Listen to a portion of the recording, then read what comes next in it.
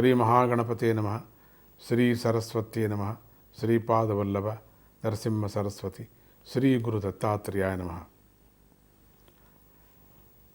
ಆಕಾಶದಿಂದ ಬಂದಿರತಕ್ಕಂಥ ವಿಭೀಷಣನ ನೋಡಿ ಶರಣು ಶರಣು ಅಂತ ಬೇಡ್ಕೊಂಡಿದ್ದು ನೋಡಿಬಿಟ್ಟು ಎಲ್ಲರಿಗೂ ಕೂಡ ಇವನು ಹೀಗೆ ಬಂದಿದ್ದಾನಲ್ಲ ಏನು ಮಾಡೋದು ಅಂತ ಒಬ್ರಿಗೊಬ್ಬರು ಯೋಚನೆ ಮಾಡ್ತಿದ್ದಾಗ ರಾಮನ ಕೇಳ್ತಾನೆ ಎಲ್ಲ ವಾನರ ವೀರರನ್ನು, ಏನು ಮಾಡೋದು ನಾವು, ಇವನಿಗೆ ಆಶ್ರಯ ಕೊಡೋಣ ಅಂದರೆ ಎಲ್ಲರೂ ಬೇಡ ಅಂದ್ಬಿಡ್ತಾರೆ.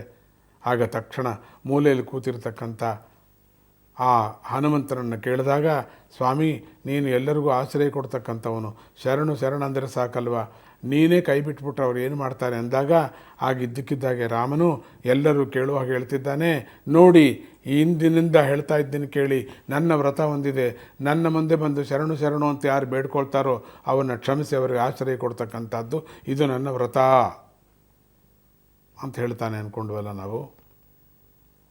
ಇದು ಶ್ರೀರಾಮನ ಮಹಾಮಂತ್ರಗಳಲ್ಲಿ ಒಂದು. ರಾಮಾಯಣದ ನಿಜವಾದ ತತ್ವವೆಲ್ಲ ಈ ವಾಕ್ಯದಲ್ಲಿ, ಅಂದರೆ ಈ ವಾಕ್ಯದಲ್ಲಿ, ಈ ಪದದಲ್ಲಿ ಅಡಗಿದೆ ಅಂತ ಹಿರಿಯರು ಹೇಳ್ತಾರಂತೆ. ಅಂದರೆ ಶರಣನ್ನವನಿಗೆ ಅಭಯ ಕೊಡ್ತಕ್ಕಂಥವನೇ ಶ್ರೀರಾಮನು. ಶ್ರೀರಾಮನು ತನ್ನ ಪ್ರತಿಜ್ಞೆಯನ್ನು ಹೇಳಿದ ಮೇಲೆ ವಿಭೀಷಣನಿಗೆ ಅಭಯವನ್ನು ಕೊಟ್ಟು ಲಂಕಾ ರಾಜ್ಯದ ಚಕ್ರವರ್ತಿಯನ್ನಾಗಿ ಪಟ್ಟಾಭಿಷೇಕವನ್ನು ಮಾಡಿಬಿಟ್ಟ. ಅಲ್ಲೇ ಮಾಡಿಬಿಟ್ಟ. ಏಕೆಂದರೆ ಇನ್ನು ನಾಶವಾಗ್ತಾ ಇದೆ, ನಾಶ ಆದ ಮೇಲೆ ಮಾಡೋ ಬದಲು ಇವಾಗಲೇ ಮಾಡಿಬಿಟ್ಟ. ಅತ್ಲಾಗೆ ಅವನಿಗೆ ಶರಣು ಕೊಡೋದಲ್ಲದೆ, ಅವನಿಗೆ ಅಂದರೆ ಆಶ್ರಯ ಕೊಡೋದಲ್ಲದೆ ಶರಣು ಬೇಡದಾಗ ಲಂಕಾ ರಾಜ್ಯ ಪಟ್ಟಾಭಿಷೇಕವನ್ನು ಕೂಡ ಅಲ್ಲೇ ಮುಗಿಸಿದ್ದಾನೆ. ನಂತರ ಶ್ರೀರಾಮನು ಸಮುದ್ರ ದೇವತೆಯನ್ನು ದಾರಿ ಕೊಡುವಂಥ ಪ್ರಾರ್ಥನೆ ಮಾಡ್ತಾನೆ. ಆಯಿತು, ಇನ್ನು ನೀನು ದಾರಿ ಕೊಡಬೇಕಲ್ಲ ಅಂತ 3 ದಿನ ಉಪವಾಸ ಸತ್ಯಾಗ್ರಹ ಮಾಡ್ತಾನೆ. ಉಪವಾಸ ಅಂದರೆ ಅದು ವ್ರತ ಅಷ್ಟೇ, ಹಠ ಅಂತಲ್ಲ, ಅದು ವ್ರತವನ್ನು ಮಾಡ್ತಾನೆ. ಆದರೆ ಸಮುದ್ರ ದೇವತೆ ಏನು ಮಾಡಲೇ ಇಲ್ಲ, ಸುಮ್ಮನೆ ಇತ್ತು. 3 ದಿನವೂ ವ್ರತ ಮಾಡಿದ್ರು ಶ್ರೀರಾಮಚಂದ್ರನು, ಸುಮ್ಮನೆ ಇತ್ತು. ಆಗ ರಾಮನಿಗೆ ವಿಪರೀತವಾಗಿರ್ತಕ್ಕಂಥ ಕೋಪ ಬರ್ತದೆ. ಇಡೀ ಸಮುದ್ರವನ್ನೇ ಒಣಗಿಸಿ ಬಿಡ್ತೀನಿ ಅಂದ್ಕೊಂಡು ರಾಮನ ಬಾಣವನ್ನು ತೆಗೆದು ಕೈಗೆ ಇಟ್ಕೋತಾನೆ. ರಾಮಬಾಣ ಅಂತೀವಲ್ಲ ನೋಡಿ, ಇಟ್ಕೊಂಡು ಕೂಡಲೇ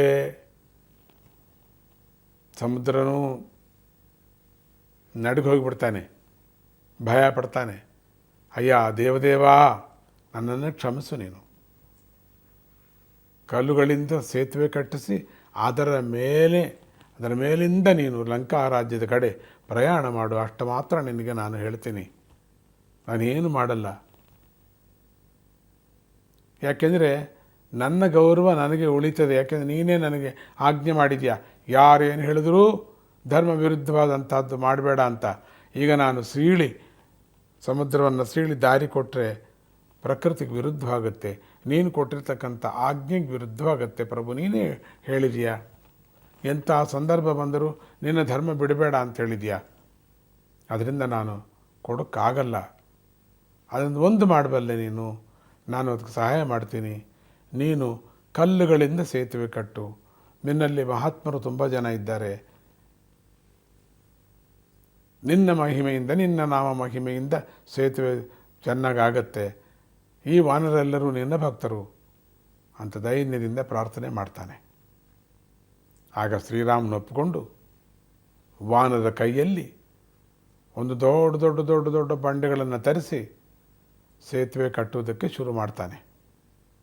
ಆದರೆ ಎಷ್ಟು ಬಂಡೆಗಳು ತಂದರೂ ಸಾಲಿಲ್ಲ. ಯಾಕೆಂದರೆ ಎಲ್ಲ ಬಂಡೆಗಳು ಮುಳುಗೋಗ್ತಿವೆ ಕೆಳಕ್ಕೆ, ಬೆಟ್ಟವೇ ಮುಳುಗೋಗ್ತಿದೆ. ಅಷ್ಟು ದೊಡ್ಡ ಆಳ ಸಮುದ್ರ ಅದು. ಈ ಕಾಲಕ್ಕಾಗಲ್ಲ ಇದು. ಈ ಕಾಲಕ್ಕೆ ಇದು ಫಿಲಪ್ ಮಾಡೋದು ಯಾವಾಗ? ಈ ಸಮುದ್ರವನ್ನು ನಾನು ಇದರ ಮೇಲೆ ಸೇತುವೆ ಕಟ್ಟೋದು ಯಾವಾಗ? ಸಮುದ್ರಕ್ಕೆ ಅಡ್ಡ ಕಟ್ಟಿದಾಗ ಹೇಗೆ ಕಟ್ಟೋದು? ಆಗ ಶ್ರೀರಾಮ ಹನುಮಂತನನ್ನು ಕರೆದು, ಹನುಮ, ಇದಕ್ಕೆ ನೀನೇನೆ ಒಂದು ಉಪಾಯ ಮಾಡಬೇಕು, ನೀನೇ ಒಂದು ಏನಾದರೂ ಮಾಡೋದು ಉಪಾಯ ಮಾಡು ಅಂತ ಹೇಳ್ತಾನೆ. ಆಗ ಒಂದು ರಾಮಾಯಣದಲ್ಲಿ ನೀಲ ಅನ್ನುವ ಕಪಿಯಿಂದ ಅವನು ಶಾಪಗ್ರಸ್ತನು, ಎಲ್ಲರಿಗೂ ಕಲ್ಲೆಸಿತಾ ಇರ್ತಾನೆ. ಅದಕ್ಕೆ ನೀನು ಎಸ್ತ ಕಲ್ಲೆಲ್ಲ ತೇಲ್ಲಿ ಅಂತ ಹೇಳಿರ್ತಾರೆ.